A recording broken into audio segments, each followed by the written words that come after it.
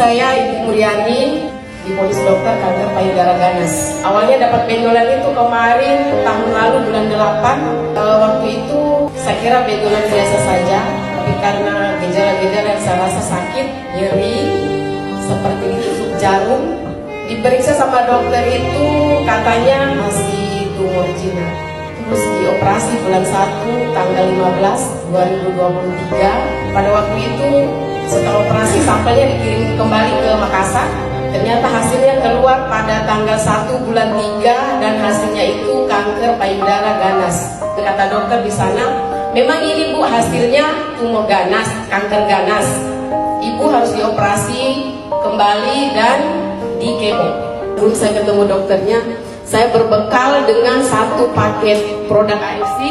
Setelah sekian paket saya minum, sekitaran 3 paket, saya sudah jadwal operasi. Operasi yang kedua terlaksana waktu itu. Yang saya rasakan setelah operasi itu segar. Padahal di sini itu dipasangkan selang.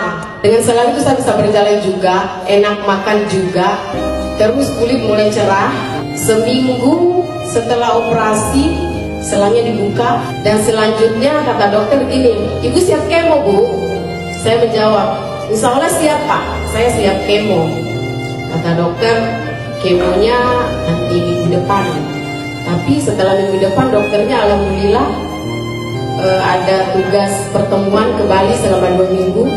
Dan setelah itu saya dihubungkan sama Bapak Rahman Rewa.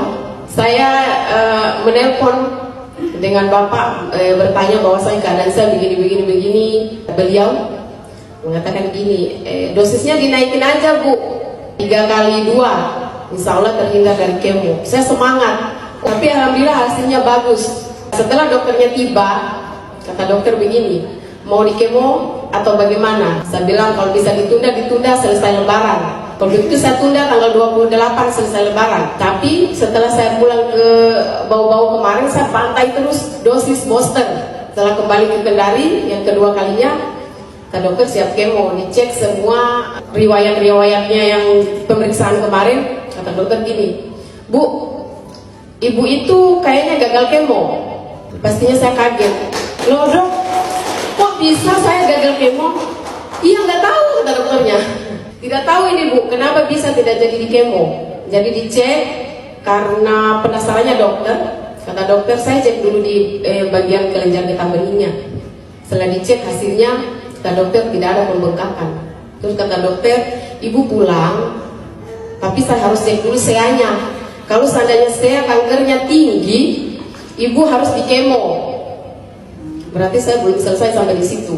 Masih perasaannya itu masih wah, ternyata belum selesai sampai di sini. Saya dikasih masuk di lab, cek untuk diambil darahnya untuk dicek SEA-nya.